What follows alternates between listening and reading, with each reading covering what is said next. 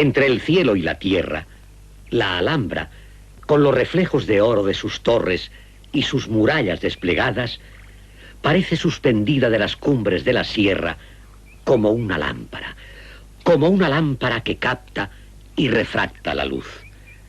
Por encima de ella parecen oscilar en el torrente de una eterna amenaza las crestas de la Sierra Nevada y los primeros contrafuertes de los montes. Abajo, los cipreses tienden hacia la ciudadela, hacia la montaña, hacia el cielo, sus brazos suplicantes, sus cirios de bronce, en los que el último sol enciende sus verdes llamas. Esta imagen de la Alhambra, vista desde el Albaicín, de la ciudad muerta de los reyes nazaritas, es un símbolo de su destino y de la gracia de sus sueños, siempre renacientes. Desde aquel año de 1492, en que Boabdil, su último emir, rindió la ciudad a Fernando e Isabel, la Alhambra, la Roja, como la bella del bosque durmiente, ha dormido su sueño de piedra, en parte desfigurada por soldados triunfadores y por ciegos arquitectos. Pero sus murallas ciegas y sus torres arrogantes, indiferentes, nos harían pensar demasiado desde el exterior en la guerra, la dominación y la muerte. Los verdaderos rasgos de un monumento árabe se encuentran en su interior. Solamente desde el interior pueden ser contemplados, desde dentro de sus muros y de lo profundo del alma.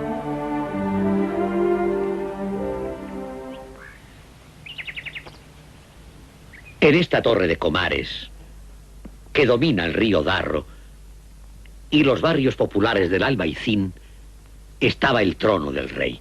Fue pues aquí donde se desarrolló el último acto del destino de la Granada árabe, cuando el rey Boabdil decidió rendir la ciudad a Fernando e Isabel.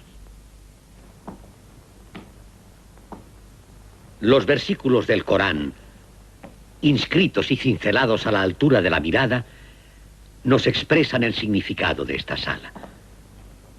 Por ejemplo, la realeza de los cielos y la tierra le pertenecen. Él da la vida y Él da la muerte. Bajo la cúpula se extienden también estos versos. ¿Quién es el Señor de los 7 cielos?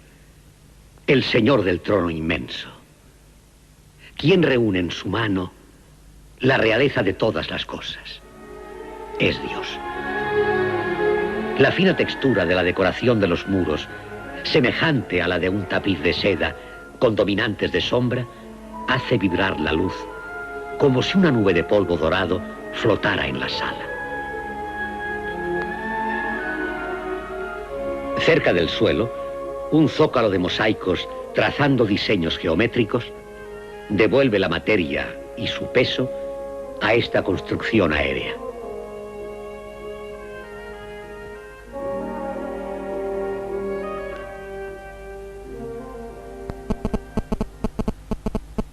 Esta sala tiene una significación cósmica. En la decoración del techo están sugeridos los 7 cielos por medio de 6 filas de estrellas y una pequeña cúpula central.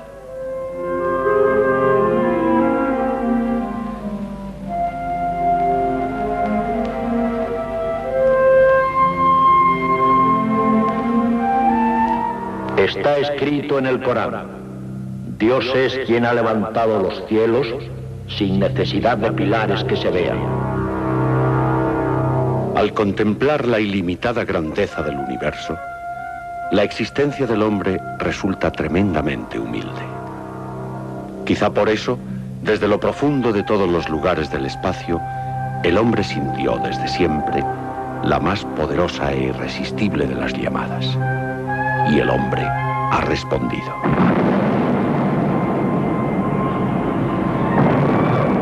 La conquista del espacio ya ha conseguido resultados espectaculares. Por medio de naves e ingenios con y sin tripulación, nuestro sistema solar, por el momento, nos resulta cada vez más próximo y familiar. Pero Pero antes, mucho antes de iniciar la aproximación física a los cuerpos celestes, centenares de generaciones no pudieron hacer otra cosa sino elevar su mirada a los cielos, intentando penetrar en sus secretos, observando desde lo lejos. La antigua Mesopotamia, sede de los primeros imperios agrícolas, nos ofrece también los primeros testimonios de un gran corpus de teorías y observaciones astronómicas que sin duda venían teniendo lugar desde que el hombre es hombre. Es así la astronomía la ciencia fundamental y primera de la que dependen todas las demás. El cielo, imagen en movimiento de la perfección y la exactitud, residencia de los dioses, abre la mente del hombre a la matemática y con ella a la previsión y cálculo de lo porvenir. Observando los astros y sus regulares movimientos, es posible conocer anticipadamente la venida de las estaciones, las épocas de siembra y la cosecha. Por extensión, se deduce que los movimientos de los seres celestes determinan todos los acontecimientos terrestres. La astronomía, unida a la devoción y el deseo de desvelar lo aún no conocido, es, antes que nada, astrología matemática, ciencia sagrada que estudia los vínculos entre el cielo y la tierra. De este mismo concepto participa la clase sacerdotal y faraónica en el antiguo Egipto, un imperio cuyo bienestar depende de la regularidad de las crecidas anuales de su río sagrado, el Nilo.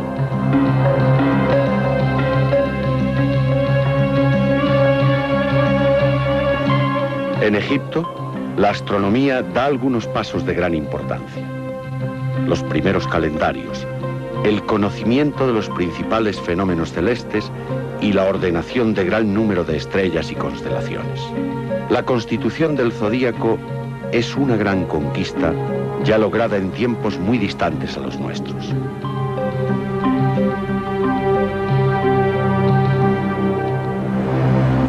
Grecia fue quien dio a la cultura su aportación de lógica, de naturalismo, su constante inquietud razonadora. Entre los griegos aparecen los primeros astrónomos netamente científicos, experimentales. Su gran arma, la geometría. Tales de Mileto concibió la redondez de la Tierra 600 años antes de Jesucristo. Pitágoras, 200 años más tarde, lo sostiene igualmente, estableciendo un sistema de esferas concéntricas que giran alrededor de la Tierra, transportando a los distintos cuerpos celestes.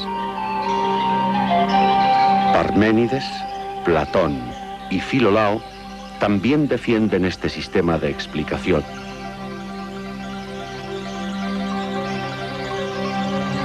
Aristarco de Samos calculó los tamaños relativos del Sol, la Tierra y la Luna e intenta medir las distancias que les separan. Eratóstenes determinó con asombrosa exactitud la medida de la circunferencia terrestre. En aquellos momentos, unos 300 años antes de Cristo, se empieza a insinuar la posibilidad de que la Tierra gire alrededor del Sol. Pero esta idea, indemostrable con las posibilidades científicas de entonces, no logró penetrar en los círculos de la ciencia oficial. El criterio que permanecería durante siglos sería el de la Tierra como centro del cosmos, defendido, entre otros, por el casi incontestable prestigio del gran filósofo Aristóteles. Todo el caudal de la ciencia astronómica griega, con sus grandes aciertos y algunos no menos grandes errores, fue reunido por uno de los científicos más influyentes de la historia, Ptolomeo, astrónomo de Alejandría. Este resumen de ciencia astronómica llevaba el título de Magiste Syntaxis, la gran síntesis, pero al correr de los siglos sería rebautizado por una nueva cultura con un nombre que se haría mucho más célebre, el Almagesto.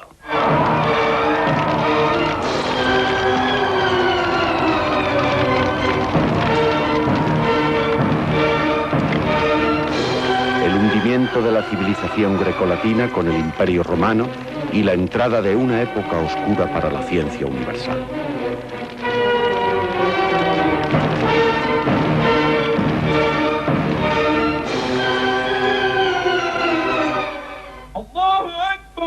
El mundo árabe reavivará la llama del saber casi extinta durante siglos. Durante la época semibárbara que atravesó Europa, la vida intelectual floreció en los países del Islam.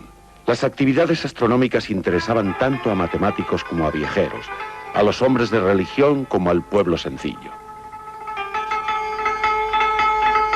Los observatorios, públicos y privados, aparecen por todas partes.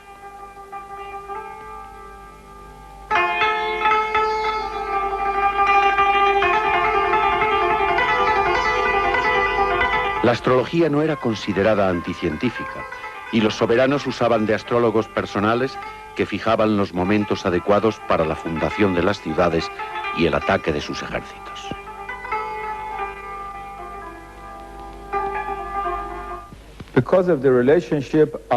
Por su relación con la religión y el derecho islámicos, especialmente con los rezos cotidianos y las referencias del Corán en muchos de sus versículos al sol, la luna y las estrellas, desde el principio los musulmanes se preocuparon de la astronomía. Se hicieron investigaciones que superaron a las de los griegos clásicos. Basadas en las observaciones babilónicas, se compusieron las llamadas tablas astronómicas en las que se relacionaban todas las posiciones y movimientos de los cuerpos celestes. Estas observaciones fueron la base, usando también fuentes iraníes, hindúes y griegas, del nuevo cálculo de los movimientos celestes que condujo gradualmente a una astronomía matemática muy evolucionada como la que practicaron al-Biruni y la escuela de Maraga, en Persia, con Nasir al-Din Tusi. Allí, y después con Ulugh Beg, se hicieron nuevos cálculos que llevaron a la primera y más importante crítica de la astronomía de Ptolomeo en la Edad Media y al hallazgo de nuevos modelos de movimiento para Mercurio y la Luna. En España surgieron también numerosas críticas a la astronomía tolemaica, proponiéndose modelos nuevos, matemática y astronómicamente tan importantes como los de la escuela de Maraga, y que serían seguidos durante 2 o 3 siglos por los astrónomos islámicos de Siria y Samarcanda en Asia Central. Los primeros califas de Bagdad pusieron al frente de su Casa de la Sabiduría a un astrónomo, Yahya Ben Mansur, que concentra a su alrededor a los más destacados científicos de la época, poniendo a su disposición una excelente biblioteca y medios materiales abundantes. Al-Fazari, constructor de astrolabios y de esferas armilares. Al-Fargani, conocido en Occidente como Al-Fargano, cuyo tratado de astronomía fue traducido al latín y utilizado en Europa hasta el siglo XVI. Al-Khwarizmi, mejor conocido por su tratado de álgebra. Abu Mashar, astrólogo y experto en cometas. Y Tabit Ben Qurra, el mayor de los geómetras árabes. Fue un excelente traductor y comentador de los griegos. Estudió el reloj de sol, determinó la altitud del sol y la duración del año solar. También en el oriente musulmán encontramos a Al-Biruni, reformador del calendario y diseñador de engranajes de precisión. Se dedicó también a la proyección cartográfica y en su enciclopedia astronómica formuló la posibilidad lógica del movimiento de la Tierra alrededor del Sol. Al-Batani es quizá el más respetado por los estudiosos europeos. Sus descubrimientos son amplísimos y sus estudios de las anomalías lunares y los eclipses tienen una extraordinaria precisión. Estableció las primeras nociones trigonométricas y concibe la fórmula fundamental de la trigonometría esférica. En los siglos siguientes, el predominio cultural árabe florece en la más occidental de sus zonas de conquista, España. Cuando vi a las gentes llegar ante el rey y ofrecerle los regalos más originales, estimé que no me era posible ofrecer a tan alta señoría más que algo digno de su gran deseo de inclinarse sobre los productos de los espíritus más sutiles. Así me elevé con la imaginación al dominio de las esferas celestes, inventando un noble instrumento que permite determinar la longitud de los 7 planetas y conocer la causa de las variaciones a que están sujetos en sus movimientos. Acompañado de estas palabras, entregó al-Zarqalí uno de sus inventos a su protector Al-Mutamid.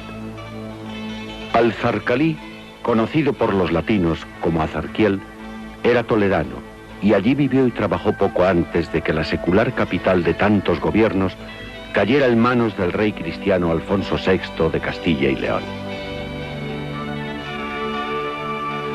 Su pérdida supuso el despertar para los confiados príncipes musulmanes y los poetas lanzaron su grito de alarma. Habitantes de Al-Ándalus, espolead vuestros corceles. Detenerse ahora sería vana ilusión.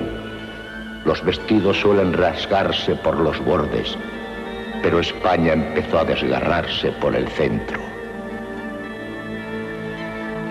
Sin embargo, para el occidente europeo, la toma de Toledo fue el inicio del despertar cultural. Junto a la Sicilia normando-árabe, Toledo fue la más importante puerta de entrada de la cultura árabe en Europa.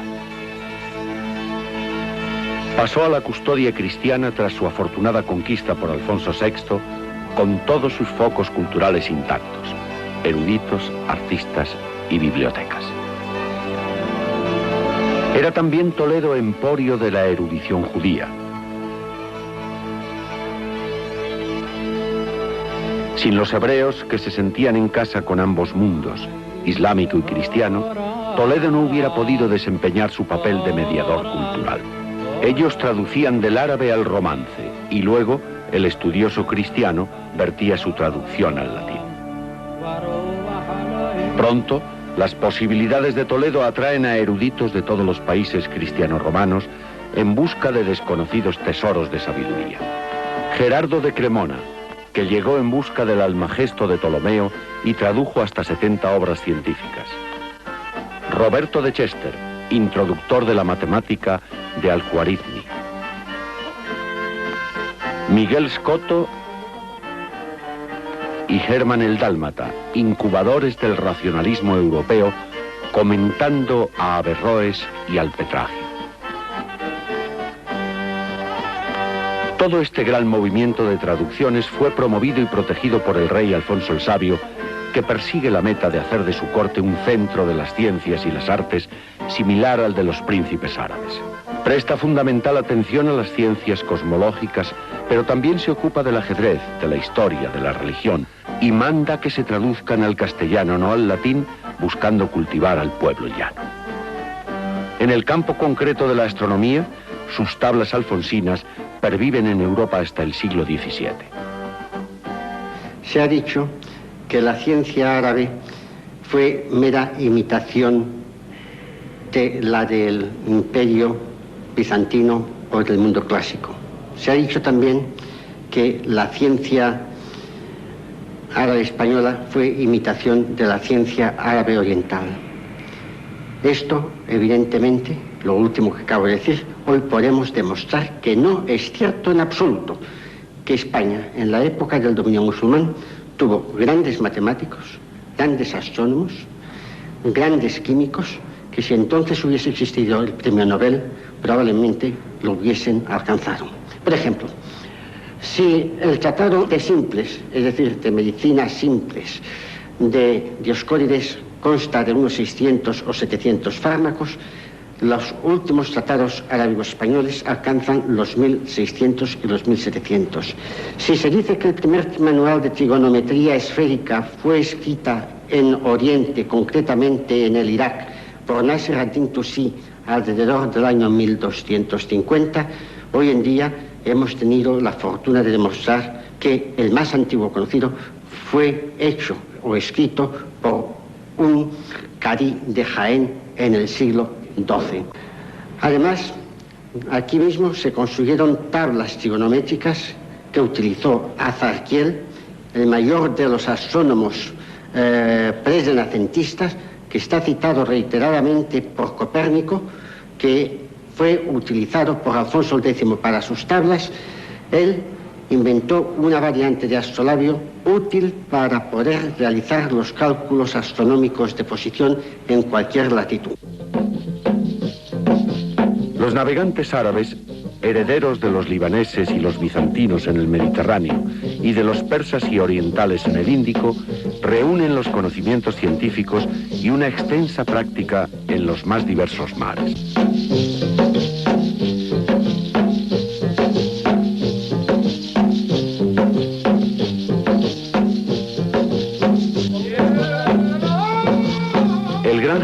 árabe Al-Idrisi, nacido en Ceuta el año 1001, escribe el libro de Roger para el rey Roger II de Sicilia. Sus mapas constituyen la descripción del mundo conocido más perfecta de la Edad Media. Este conocimiento árabe de la cartografía y de la astronomía náutica fue de capital importancia para la posterior navegación de sicilianos, genoveses, catalanes y portugueses. Está basado en la determinación matemática de longitudes y latitudes y en un sistema de proyección plana de mapas que antecede al de Mercator en 5 siglos. Por su parte, Cristóbal Colón también reconoce su deuda científica con los árabes en uno de sus diarios de navegación. Navegando de Lisboa hacia el sur de Guinea, he tomado la altura del Sol con el cuadrante y otros instrumentos y he encontrado que concordaba con los datos de Alfargano, es decir, que a cada grado corresponden 56 2/3 de millas. Medición exacta que equivalía a aproximar las costas orientales de Asia a las occidentales de Europa, mucho más de lo supuesto hasta entonces oficialmente. Las aportaciones de la astronomía árabe llegan con claridad hasta fines del siglo XV. Fueron 5 siglos en los que el Islam creó y transmitió ciencia a los deprimidos estados europeos medievales. Sus astrolabios, cuadrantes, armilas, dióptricos y brújulas están en los estantes de nuestros museos. Pero lo que es aún más importante es que los principales astrónomos y matemáticos que inauguran la nueva época de las ciencias, Copérnico, Tycho Brahe, Kepler, Galileo y Newton, bebieron en las fuentes de Al-Farcaní, Al-Zarqalí y Al-Batani. Desde el siglo XV hasta hoy, la astronomía ha avanzado extraordinariamente. Conceptos, leyes, nuevas técnicas de búsqueda y análisis nos están ofreciendo una exactísima e inabarcable visión de nuestro universo. Pero también, como siempre, lo desconocido mantiene sus límites en lo infinito y queda casi todo por hacer. Porque, aun dotado de los más potentes instrumentos de observación y apoyándose en el inmenso legado de sus predecesores históricos, la conclusión del hombre que mira y busca en el cielo siempre ha sido y será la misma. La confirmación de la grandeza del Creador y la del hombre, gigante en su inmensa fragilidad de náufrago del universo. Bajo estos arcos estremecidos, pasó por última vez hacia el patio de los Arrayanes el pequeño rey Boabdil cuando partió hacia el exilio.